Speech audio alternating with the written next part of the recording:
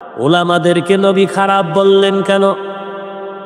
এই স্টেজের মধ্যে দাঁড়াইয়া প্যান্ট শার্টটাই লাগাইয়া কোরআন শরীফ মাথার মধ্যে নিয়া 13 বার আল্লাহর নামে কসম করে যদি কেউ এখানে বলে নারীদের মসজিদে ঢুকাইয়া দাও, ঘরের মধ্যে থেকে মসজিদে সওয়াব বেশি হবে, এই কথা বলার পর সবাই কানাঘুষা শুরু করবে। এই মানুষগুলো কি পাগল হয়ে গেল নাকি? এরা উল্টা পাল্টা কথা কেন বলে? একজনে বলে কোরআন মাথায় কসম খাইছে, উল্টা কেন বলে? ওদের কসমের মধ্যে ভেজাল আছে, ওদের উদ্দেশ্য খারাপ। 13 জন মানুষ স্টেজে দাঁড়াইয়া প্যান্ট শার্টটাই লাগাইয়া কোরআন মাথায় নিয়ে কসম খাইয়াও কথা বলে, মানুষের অন্তরে ঢুকে না। কিন্তু 13 জন লাগবে না, কোরআন শরীফ মাথায় নেওয়া লাগবে না, কসমের কোনো প্রয়োজন হবে না। আমার মতো এক টুপিওয়ালা মোল্লা যদি স্টেজের মধ্যে বসিয়া উল্টা পাল্টা বলে, 2 জনে যদি একটু কানাঘুষা করে, আর একজনে বলবে না কথা বলিস না, বেয়াদবি হবে, কারণ হুজুরে যেহেতু বলছে কথাটা অসত্য হতে পারে না। হুজুরে যেহেতু বলছে নবীরা ভুল করছেন, হইতেও পারে। হুজুরে যেহেতু বলছে বিতির লাগে না, তো লাগেই না। এই জন্য উলামায়ে আহলে বাতিল থেকে সাবধান। এই উলামায়ে আহলে বাতিলকে চিনার কোনো কষ্টি পাথর নাই, মাপকাঠি নাই, কারণ সিটিগোলার স্বর্ণের কালার যেমন এক, ডিজাইন যেমন এক, দামে ব্যবধান, মানে ব্যবধান, ঠিক হক আর বাতিল উলামাদের মধ্যে ডিজাইন এক, কালার এক, দাড়ি এক, টুপি এক, কিন্তু মানে আর ইলমে আমলে আর ইখলাসের মধ্যে 1000 গুণ ব্যবধান।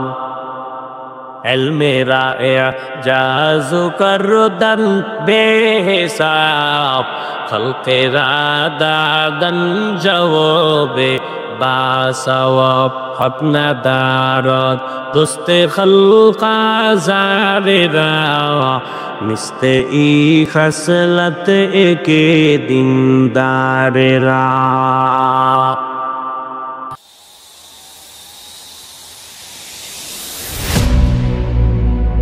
আল্লাহ বলেন জান্নাতের মধ্যে সর্বোত্তম জান্নাত জান্নাতুল ফেরদাউস আমি ওই সমস্ত বান্দা বান্দিকে দিব যারা ঈমান আনার পরে নেক আমল করবে। তাহলে ঈমানের সাথে আল্লাহ আমলের বয়ান করেছেন।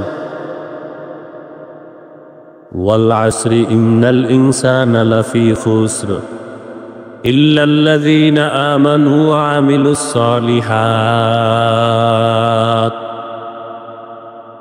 সব মানুষ জাহান্নামে যাবে, আসরের শফাত করে আল্লাহ বললেন। তবে ওই সমস্ত গুণে গুণান্বিত মানুষ জাহান্নামে যাবে না যাদের মধ্যে ঈমান আছে, আমল আছে, এরা ব্যতীত বাকিরা জাহান্নামে যাবে। ওয়াত্তিনি ওয়াজ্জাইতুনি ওয়া তুরি সিনিনা ওয়া হাযাল বালাদিল আমিন লাকাদ খালাকনাল ইনসানা ফি আহসানি তাকওয়িম সুম্মা রাদাদনাহু আসফালা সাফিলিন ইল্লাল্লাযীনা আমানু ওয়া আমিলুস সালিহাত। 4 জিনিসের শপথ করে আল্লাহ বলেন, ইনসান জাতিকে অত্যন্ত সুন্দর অবয়ব দিয়ে আমি সৃষ্টি করেছি। এদের এই সৌন্দর্য আর শ্রেষ্ঠত্ব যদি ধরে না রাখতে পারে, তাহলে ধ্বংসের চূড়ান্ত সীমানায় পৌঁছে যাবে এই মানুষ।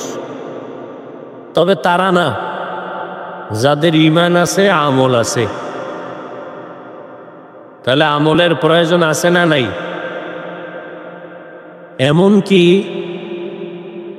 জমিনের মধ্যে উম্মতের মাঝে উলামায়ে কেরাম দামি। তাহলে উলামা বলতে কারা?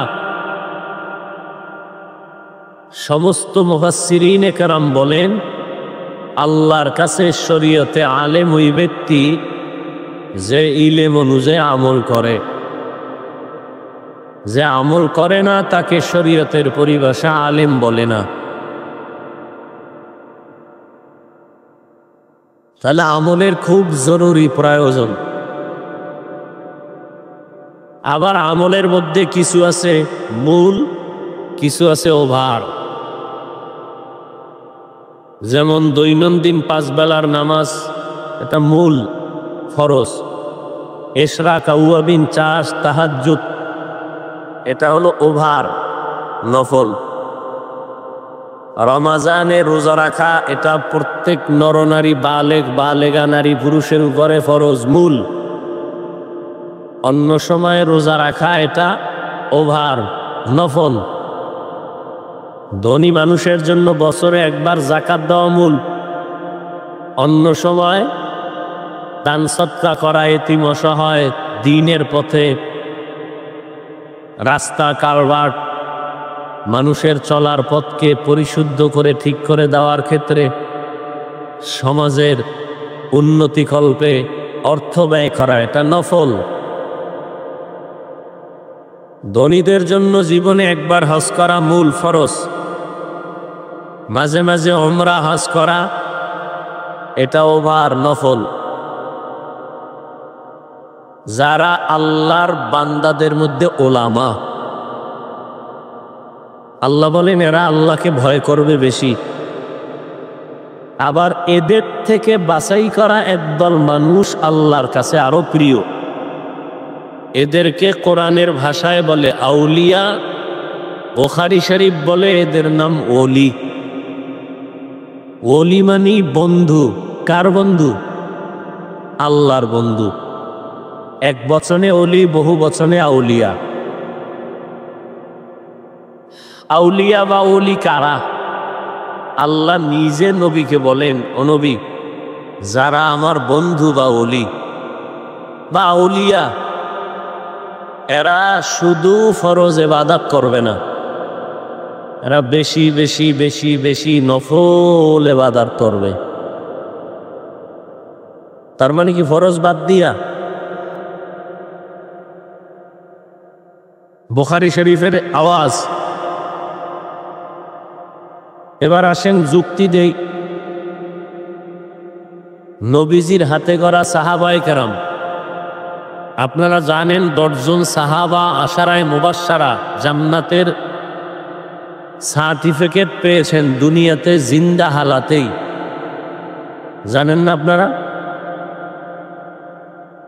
এই 10 জন সাহাবা সহ আরো যত সাহাবায়ে কেরাম,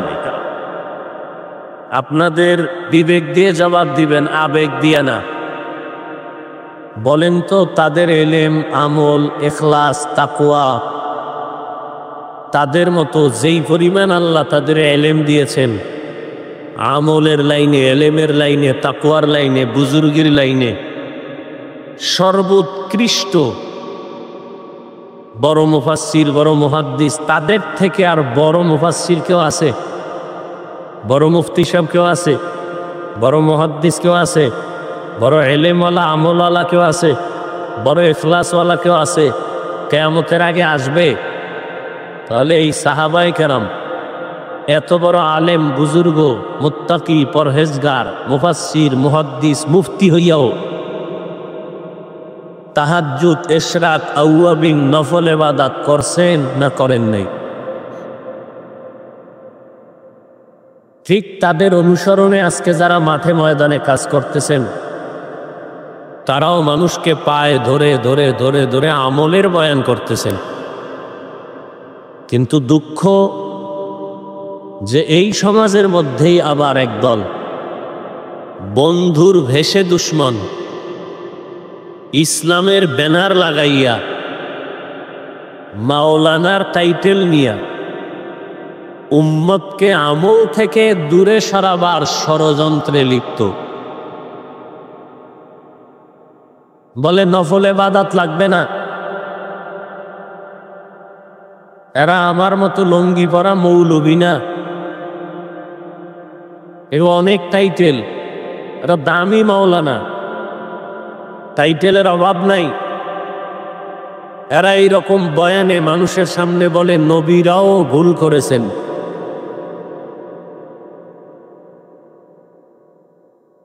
আবার এদের মধ্যে কেউ বলতেছেন বিতিরের নামাজ প্রতিদিন লাগবে না, যাও পড়বা তাও 1 রাকাত পড়লে হবে, বেশি আমল করে করবা কি? আবার এদের মধ্যে কেউ বলে জুমার আগে সুন্নাত লাগে না। আবার এদের মধ্য থেকে কেউ বলেন কাজা নামাজ লাগে না। অথচ সেদিনও দেখলাম রসুলের হাদিস, সমস্ত ওলামায়ে কেরাম একমত। আপনি মসজিদে ঢুকছেন, নামাজ আদায় করবেন আসরের, কথার কথা ঢুকে দেখলেন এখনো 5-7 মিনিট টাইম বাকি জামাত শুরু হওয়া, তাহলে এই টাইমটা আপনি নামাজ পড়বেন নফল। সমস্ত ওলামায়ে কেরাম বলে না, যদি আপনার জীবনে কাজা নামাজ থাকে তো নফল পড়ে আগে কাজা পড়ো। আগে কি? কোরআন শরীফের বিষয়ে সমস্ত আহলে হকরা পায়ে ধরে ধরে বলে কোরআন ধরেন সওয়াব, পড়েন সওয়াব, দেখবেন সওয়াব। অথচ বন্ধুর ভেষে দুশ্মনরা স্লোগান দিয়ে বলে কোরআনের অর্থ না জেনে পড়লে লাভ নাই। তাহলে আল্লাহ বলেন আমল করো, রসুল বলেন আমল করো, সাহাবায়ে কেরাম সারা রাত আমলে কাটাইছেন। আর এখন একদল রাস্তায় বেরিয়েছে উম্মতকে আমলের থেকে দূরে সরাবার ষড়যন্ত্রে অল টাইম তারা ব্যস্ত। এই জন্য 1500 বছর আগে রসুল বলে গেছেন দুনিয়াতে সব থেকে উম্মত ওলামায়ে আহলে হক, এরা হলো দুনিয়ার শ্রেষ্ঠ। আবার একদল ওলামা আছে দুনিয়ার সব থেকে চূড়ান্ত নিকৃষ্ট, এরা ওলামা। قال النبي صلى الله عليه وآله وسلم ألا إن شر الشر شرار العلماء وإن خير الخير خيار العلماء। পয়গম্বর বলেন, হে উম্মত সাবধান, জমিনের মধ্যে এমন একদল উলামা থাকবে তারা হলো সব থেকে খারাপ, আবার একদল উলামা থাকবে তারা হলো জমিনের মধ্যে সব থেকে উত্তম ভালো। আপনাদের অন্তরে প্রশ্ন আসতে পারে, উলামায়ে আহলে হক, উলামায়ে কেরাম মানুষের কাছে উম্মতের মধ্যে শ্রেষ্ঠ, এই কথাটা বুঝে আসলো, কিন্তু উলামায়ে কেরামদের কেন নবী খারাপ বললেন এটা তো বুঝে আসে না। 2-4-5 সেকেন্ডে তার জবাব, নবী কেন উলামাদের একদলকে খারাপ বললেন, তাও আবার তাকিদ দিয়া বললেন। আবার তাকিদের আগে সাবধান সংকেত দিয়া বললেন, রেড সিগন্যাল লাগাইলেন, আলা সতর্ক সাবধান, ইন্না নিশ্চয়ই। তাকিদ দিয়া বললেন জমিনের মধ্যে একদল খারাপ হবে তাদের নাম উলামা, আবার একদল ভালো হবে তাদের নাম উলামা। যারা খারাপ তাদের নাম হবে উলামায়ে আহলে বাতিল, আর একদল যারা উলামাদের মধ্যে ভালো হবে তাদের নাম হবে উলামায়ে আহলে হক। একদল কি বাতিল, আর একদল।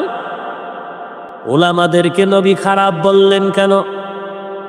এই স্টেজের মধ্যে দাঁড়াইয়া প্যান্ট শার্ট টাই লাগাইয়া কোরআন শরীফ মাথার মধ্যে নিয়া 13 বার আল্লাহর নামে কসম করে যদি কেউ এখানে বলে নারীদের মসজিদে ঢুকাইয়া দাও, ঘরের মধ্যে থেকে মসজিদে সওয়াব বেশি হবে, এই কথা বলার পর সবাই কানাঘুষা শুরু করবে। এই মানুষগুলো কি পাগল হয়ে গেল নাকি? এরা উল্টা পাল্টা কথা কেন বলে? একজনে বলে কোরআন মাথায় কসম খাইছে, উল্টা কেন বলে? ওদের কসমের মধ্যে ভেজাল আছে, ওদের উদ্দেশ্য খারাপ। 13 জন মানুষ স্টেজে দাঁড়াইয়া প্যান্ট শার্ট টাই লাগাইয়া কোরআন মাথায় নিয়ে কসম খাইয়াও কথা বলে, মানুষের অন্তরে ঢুকে না। কিন্তু 13 জন লাগবে না, কোরআন শরীফ মাথায় নেওয়া লাগবে না, কসমের কোনো প্রয়োজন হবে না।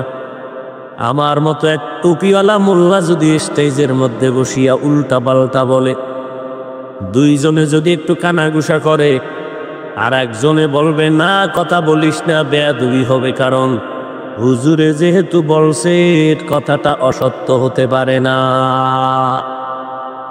হুজুরে যেহেতু বলছে নবীরা ভুল করছেন, হইতেও পারে।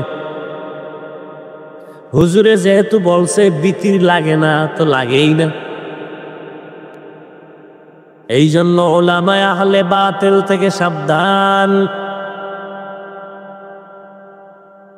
এই উলামায়ে আহলে বাতিলকে চিনার কোনো কষ্টি পাথর নাই, মাপকাঠি নাই। কারণ সিটিগোলার স্বর্ণের কালার যেমন এক, ডিজাইন যেমন এক, দামে ব্যবধান, মানে ব্যবধান, ঠিক হক আর বাতিল উলামাদের মধ্যে ডিজাইন এক, কালার এক, দাড়ি এক, টুপি এক, কিন্তু মানে আর ইলমে আমলে আর ইখলাসের মধ্যে 1000 গুণ ব্যবধান।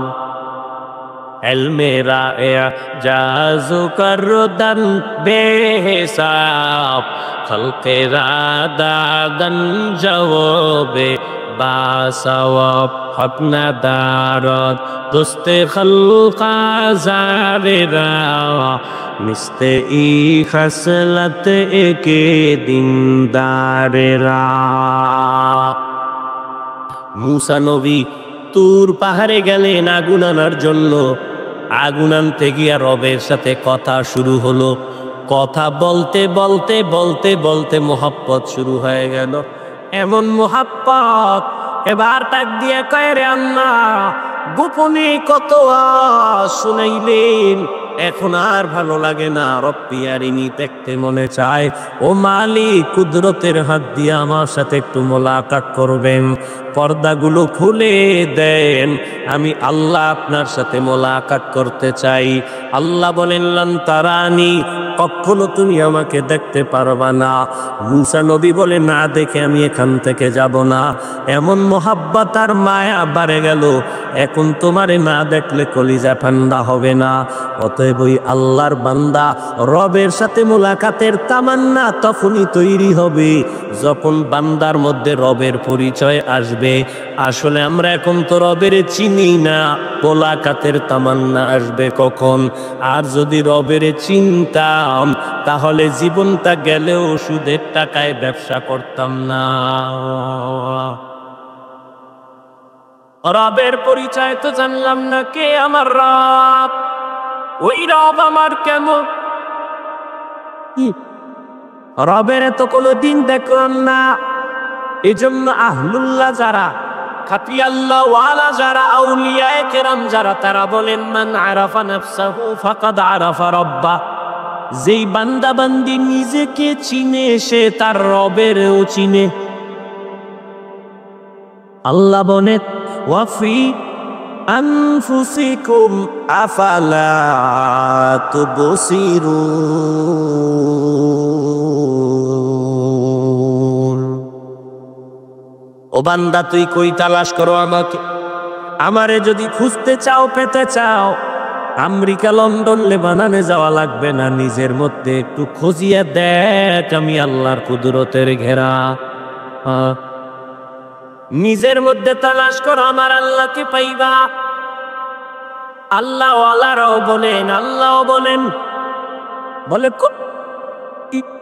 আমার মধ্যে তো অনেক তালাশ করে দেখলাম, আল্লাহরে তো দেখি না। বলে, চামড়ার চোখ দিয়া দেখা যাবে না, অন্তর চক্ষুটা খুলে দে, কলবের চক্ষু খুলিয়া দেখ, রবেরে কই তালাশ করো, রব আমার সামনে হাজির। কলবের চক্ষু দুইটা খুলে দাও তো রবের সাথে তুমি মোলাকাতের চান্স পেয়ে যাবে। নিজের মধ্যে তালাশ করো আমার রব, আমার আল্লাহর তালাশ করো, ওরা নিজের ভেতরে পাইবা। বলে, আমার মধ্যে কেমনে তালাশ করব? নিজেরে ভালো করে চিনতে পারলে রবেরও চিনতে পারবা। আমরা নিজেরে চিনি নকল পরিচয়, আসল পরিচয় চিনি না। আমার পরিচয় দিয়ে আমি বড় বক্তা, আমি বড় মুফতি সাহেব, আমি বড় প্রিন্সিপাল, আমি বড় মুহাদ্দিস, বড় টাকাওয়ালা, বড় চেয়ারম্যান। এটা আপনার আমার আসল পরিচয় না। আপনার আমার আসল পরিচয় হলো আমি আল্লাহর গোলাম, একজন মুসলমান। এবার আমাকে পরিচয় দাও, আমি কে? একজনে কয়, আমারে চিনো? কয়, হ্যাঁ ভালো করে চিনি। বলে, কেমনে? কয়, তুই নাপাক পানির জন্ম, তোর জন্মটা নাপাক পানির দ্বারা হয়েছে, পবিত্র পানি দ্বারা তোর জন্ম হয় নাই। তোর সৃষ্টি হয়েছে নাপাক পানি, পবিত্র পানিটাও না। আল্লাহ তাআলা ফেরেশতার মাধ্যমে শোধন করে করে 40 দিন ওই পানি রক্ত, ওই পানি গোশত, ওই পানির হাড্ডি, আবার ওই পানির মধ্যে হাড্ডির উপরে গোশত দিলেন। ওয়ালাকাদ খালাকনাল ইনসানা মিন সুলালাতিন মিন তিন ثم جعلناه نطفة في قرار مكين ثم خلقنا النطفة علقة فخلقنا العلقة مضغة فخلقنا المضغة عظاما فكسونا العظام لحما ثم أنشأناه خلقا آخر فتبارك الله أحسن الخالقين.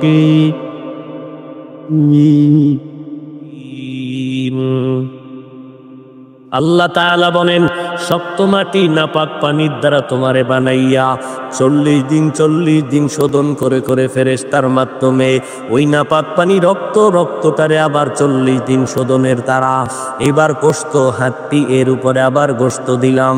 এ বান্দা রবের পরিচয়টা নাও। এত বিশাল আসমান আমি আল্লাহ বানাইছি, আর কেউ বানায় নাই।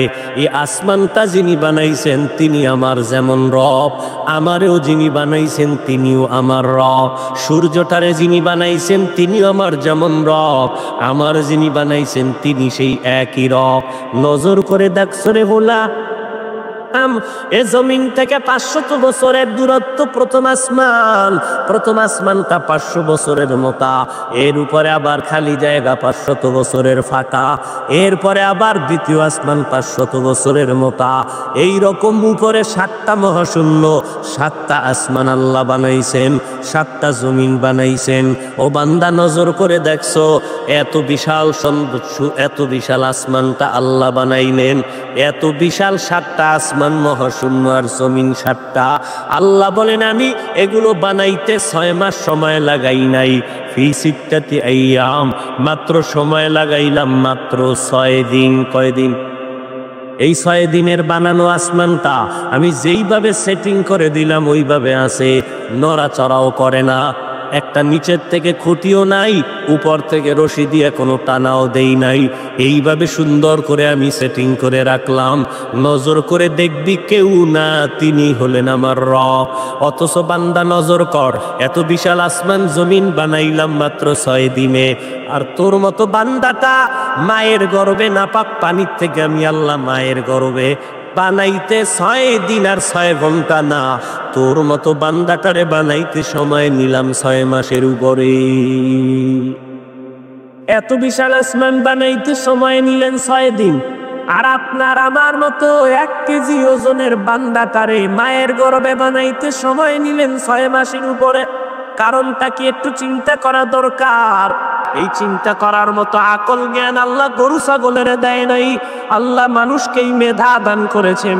এজন্য আল্লাহ পাক বলেন, আফালা তাকিলুন আফালা তুবসিনুন আফালা তাতাফাক্কারুন। ও বান্দা, কেন একটু গবেষণা করো না? কেন চিন্তা করো না? কেন আমার কুদরতের দিয়ে তাকাইয়া দেখো না রে গোলাম? এত বিশাল আসমানটা বানাইতে সময় নিলাম 6 দিন, তোমার মতো বান্দা বান্দি মায়ের গর্ভে বানাইতে সময় নিলাম 6 মাসের উপরে। ও বান্দা, কেন জানোনি? আমি আল্লাহ তোরে বড় আদর করে বানাইছি। আমি আল্লাহ, আমি রব, আমি তোমার এমন রব। আমি আল্লাহ কেমন আদর করে বানাইছি, আস্তে আস্তে আস্তে আস্তে করে বানাইয়া আমি আল্লাহ তোমার সুন্দর চেহারাটা কুদরতের হাত দিয়া বানাইয়া দিলাম। এমন সুন্দর চেহারা বানাইছি, সারা দুনিয়ার মানুষগুলো এক জায়গায় জমা কর। একই মায়ের বাচ্চা 5টা, 2টা মেয়ে 3টা ছেলে, 2টা ছেলে 3টা মেয়ে।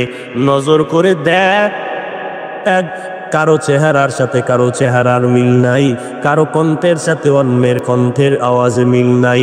আমি আল্লাহ এত সুন্দর করে বানাইয়া প্যাকেটের মধ্যে প্যাকেট দিয়া কাভারিং করে দিলাম। বিন্দু থেকে বিন্দু বাতাস ঢুকার আমি সুযোগ দেই নাই।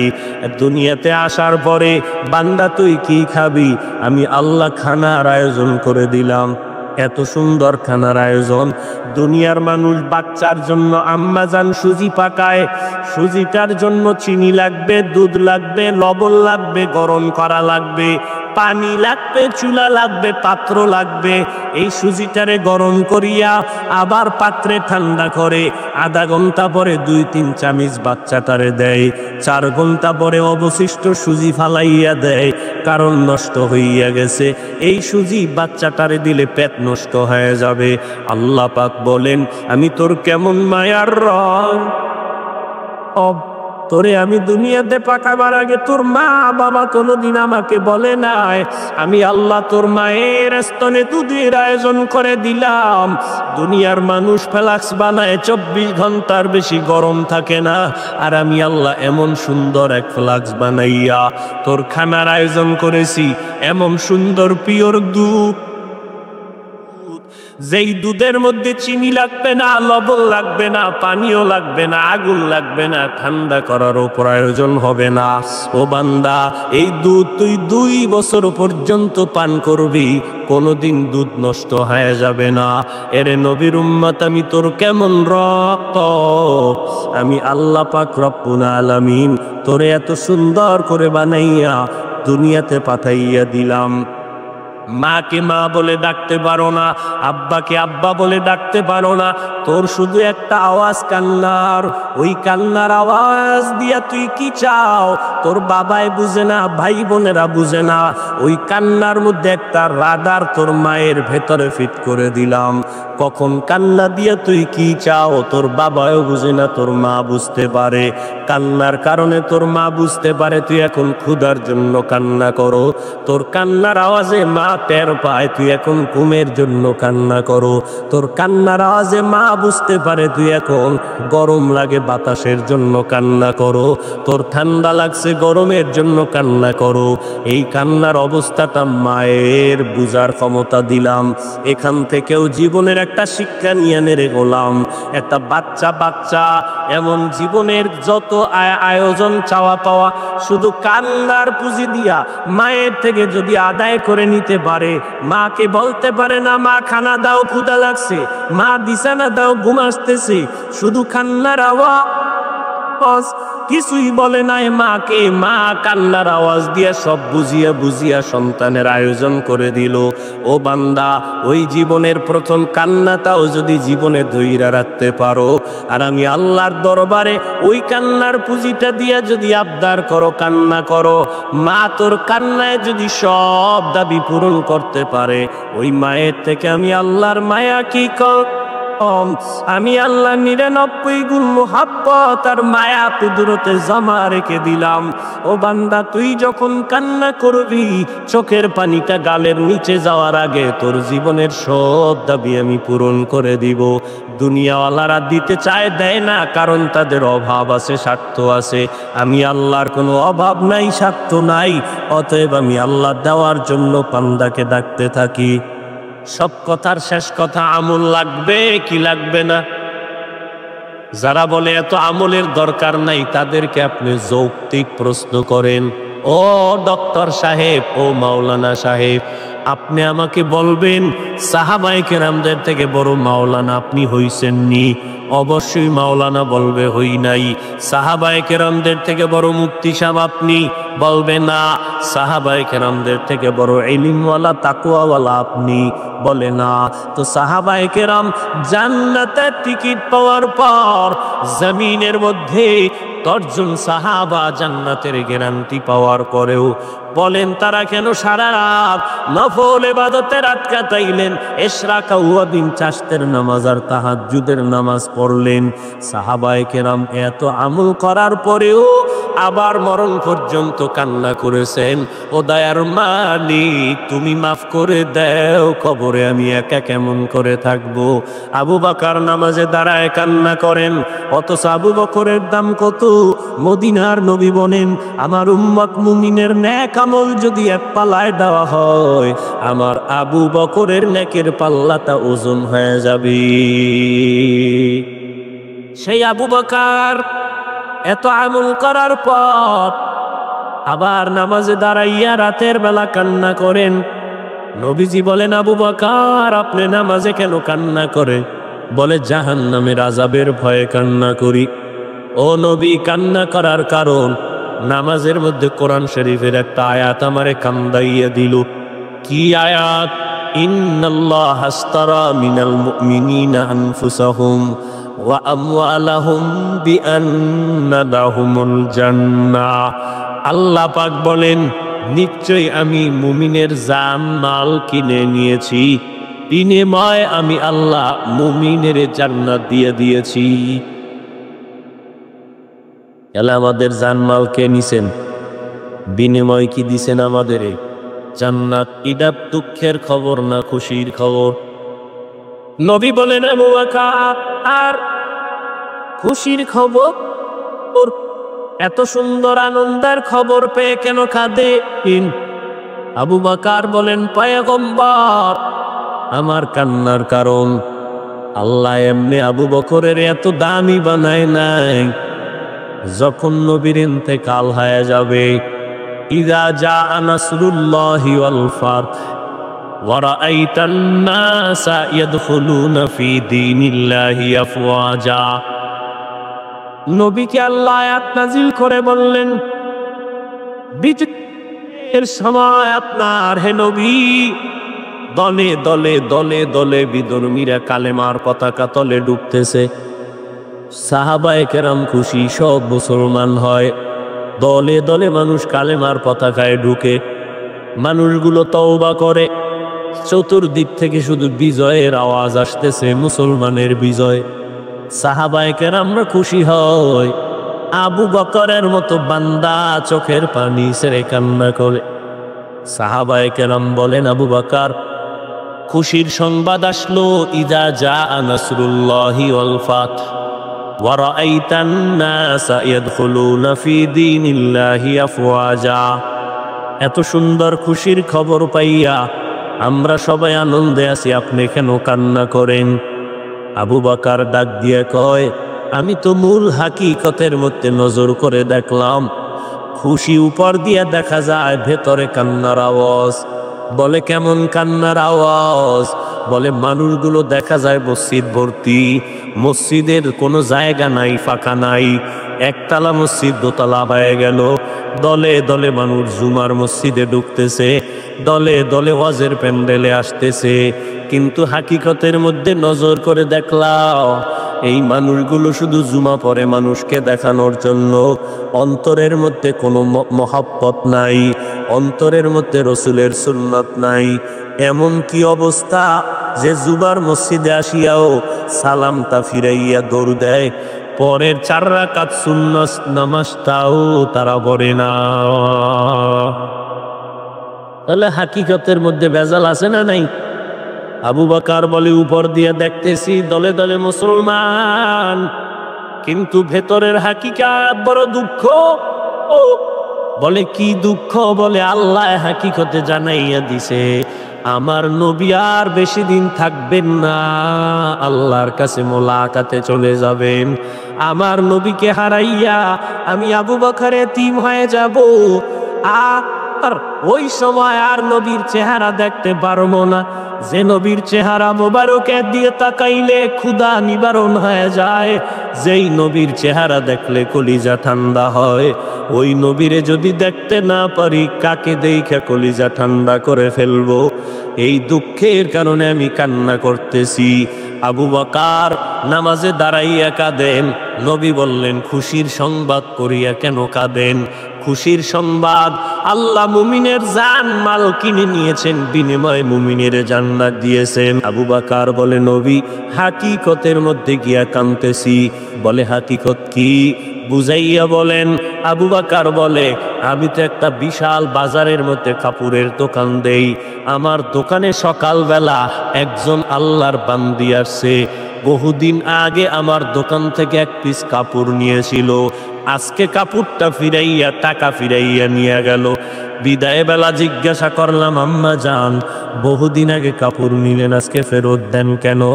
মহিলা ডাক দিয়া কয়, তাৎক্ষণিকভাবেই ফেরত দেওয়া প্রয়োজন ছিল, ব্যস্ততার কারণে আসতে পারি নাই। আজকে ফিরাইয়া দিলাম, কারণ হলো আপনার দোকানের কেনা কাপড় আমার পছন্দ হয় নাই, এই জন্য কাপড় দিয়া গেলাম, আমার টাকা ফিরাইয়া নিলাম। এই চিন্তা আমার অন্তরে আসছে।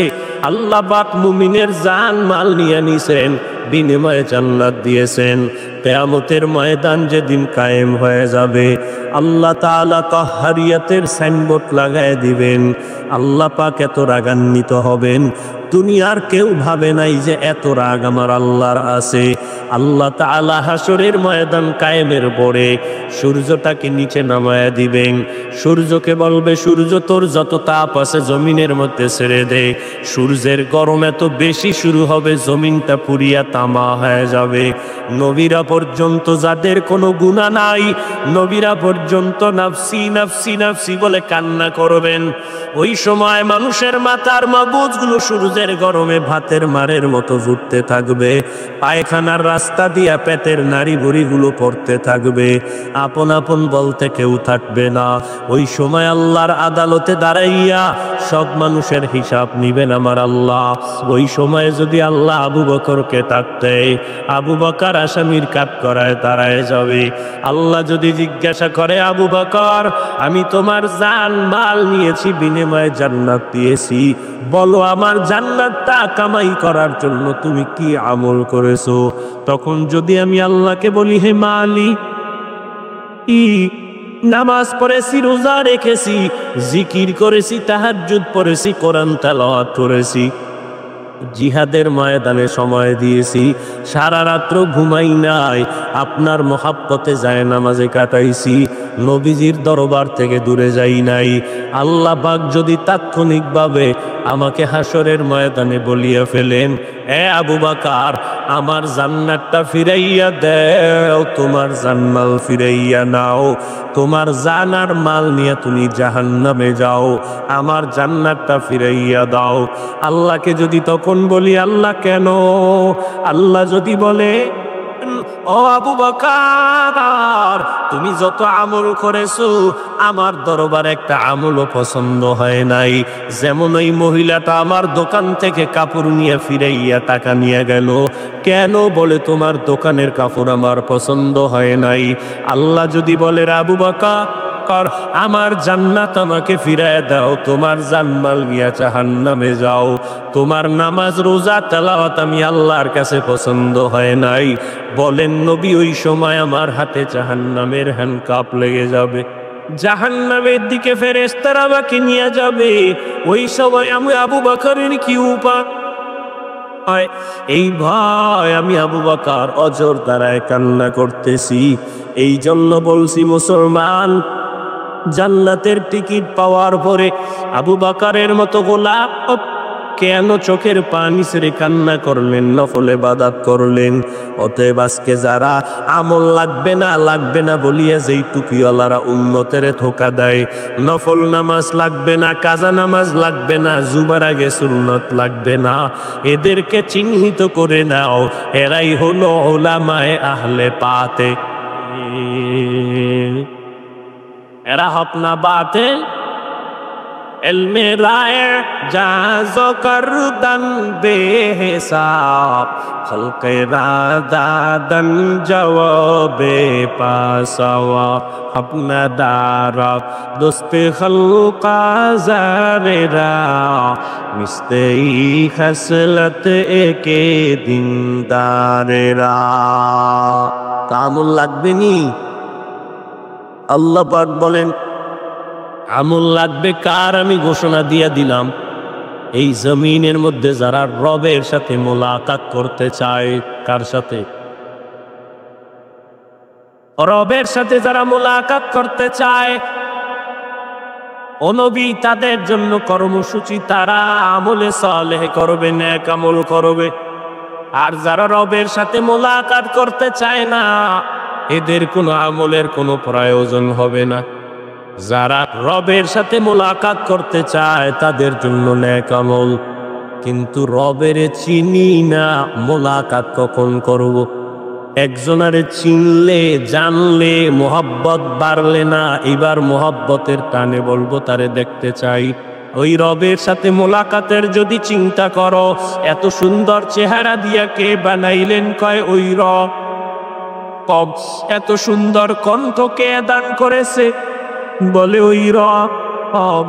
এত সুন্দর চক্ষু দুইটা কে দিয়েছেন? তিনি হলেন আমার রব।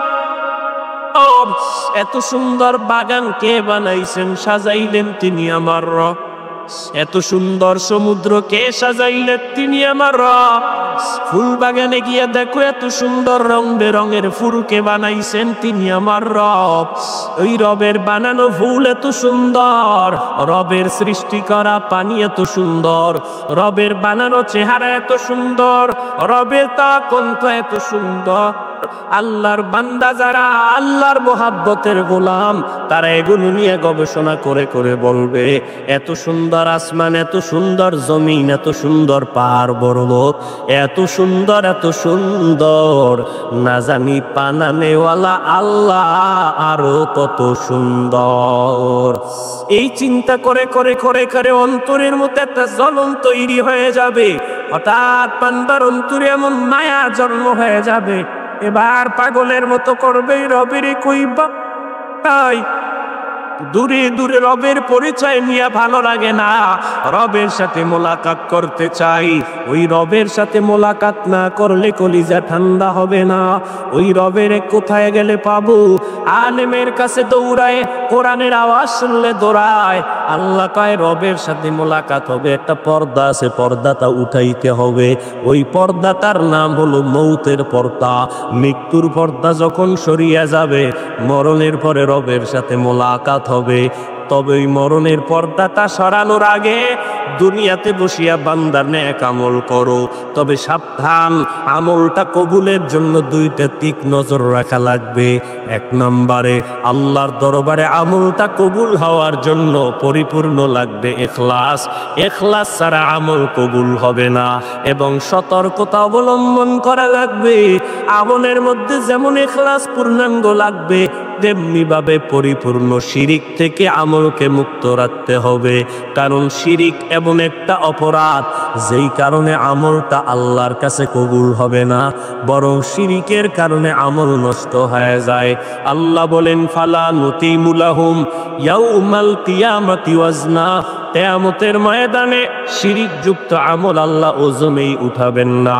এরে নবীর উম্মতের দল, ওই আমল করা লাগবে নেক আমল। নেক আমল বান্দা, ভালো কথা বলা নেক আমল, হাসি দিয়া কথা বলা নেক আমল, মুসলমানের সাথে প্রথম সালাম দাও নেক আমল, রাস্তায় হাঁটো ডাইনে হাঁটো নেক আমল, যা কিছু খাও পান করো ডান হাতে খাও পান করো নেক আমল, নামাজ পড়ো পর্দা করো হালাল খাও নেক আমল, মানুষের জন্য দোয়া করো নেক আমল, মানুষের প্রশংসা করো নেক আমল। ও বান্দা নেক আমল বেশি বেশি করো আল্লাহর মোহাব্বতের জন্য। ব্যবসা করো নেক আমল, চাকরি করো নেক আমল, বিয়ে শাদী করো নেক আমল। তবে তখনই ওই আমলটা আল্লাহর মোহাব্বতে ইখলাসের সাথে হবে যদি নবীর তরিকা মতো করতে পারো। আর কাউকে দেখানোর জন্য না, আল্লাহকে রাজি খুশি করার জন্য।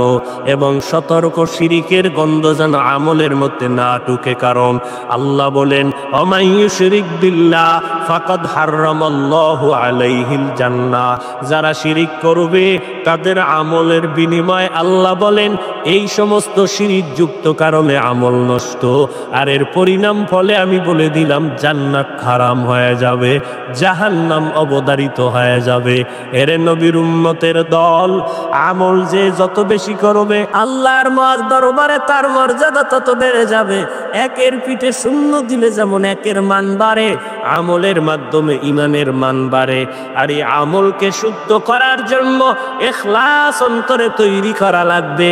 আর ইখলাস পরিপূর্ণ অন্তরে হাসিল করার একমাত্র পথ, এই জমিনের মধ্যে যারা আল্লাহওয়ালা ওলিয়ে কামেল আউলিয়ায়ে কেরাম, তাদের সোহবতে গিয়া নেক নজর দিয়া তারপরে কলবের পাওয়ার বাড়াতে হবে, আমলের লাইনে মুজাহাদা করতে হবে।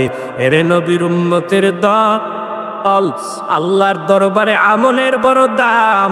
এরে পর্দার আড়ালের আম্মা জানেরা, নবীজির মেয়ে ফাতেমা রাদিয়াল্লাহু তাআলা আনহা কত দামি, জান্নাতের নারীদের সরদারিনী ফাতেমা। নবীর ইন্তেকালের আগে ফাতেমা রাদিয়াল্লাহু আনহাকে নবী ডেকে বলেন ইয়া ফাতেমা তু আনকিজি নাফসাকে মিনাল নার, ও ফাতেমা জাহান্নাম থেকে নিজেকে বাঁচাইয়া অন্ধকার কবরে যাও। ওই কবরে নিজের আমল ছাড়া নাজাতের কোনো উপায় হবে না। এরে নবীর উম্মতের দল, আজকে আমাকে বক্তা বানাইয়া চেয়ারে বসাই নেন আপনারা শ্রোতা, কেউ ইমাম কেউ মুক্তাদি। ও ভাই, মরণটা যখন এসে যাবে, কে বক্তা কে শ্রোতা কে ইমাম কে মুক্তাদি কে ডাক্তার কে রোগী কোনো ভেদাভেদ নাই। ডাক্তারেরও সাদা 3টা কাফন পরাবে, রোগীরও সাদা 3টা কাফনের প্যাকেট করা হবে। আমি বক্তা, তারও সাদা 3টা কাফন পরানো হবে, আপনাদেরও সাদা 3খান কাপড় পরানো হবে। ইমাম সাহেবেরও যেমন 3টা কাফন, মুক্তাদিরও তেমন 3টা কাফন পরাইয়া নিয়ম অনুযায়ী জানাজা পড়াইয়া ওই অন্ধকার কবরে যখন নেওয়া হবে, কবরের সাইজটা সমান। ইমামের কবর বড়, মুসল্লিদের কবর ছোট এমন হবে না, ওই কবরের সবার সাইজও সমান। কবরের মধ্যে রাখিয়া মাটি পাড়াইয়া দিয়া সবাই যখন চলে যাবে, আজকে আমি চোখ বন্ধ করে দেখি আমার ডানে কত বন্ধু, বামে বন্ধু, অভাব নাই। সামনে পেছনে আমার ভক্তবৃন্দের অভাব নাই, আমার টাকা আমার বাড়ি গাড়ির অভাব নাই, ক্ষমতার দাপটের অভাব নাই। কিন্তু একবারও কি চিন্তা করে দেখছো, চোখ 2টা বন্ধ করে মরণটা যখন আসবে, মসজিদের খাট আমার ঘরের দরজায় এসে হাজির হয়ে যাবে। আমার আপন সন্তানেরা বলবে তাড়াতাড়ি লাশটা ঘর থেকে নামা। ও লাশ আমরা ঘরের মধ্যে পাহারা দিতে পারবো না, গেঞ্জিটা পেলিক দিয়া কেটে রেখে দিবে।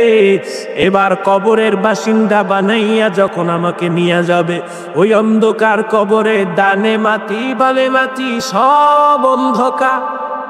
আর এখন এই কবরে আমার ছেলে নাই, মেয়ে নাই, আপন কেউ নাই।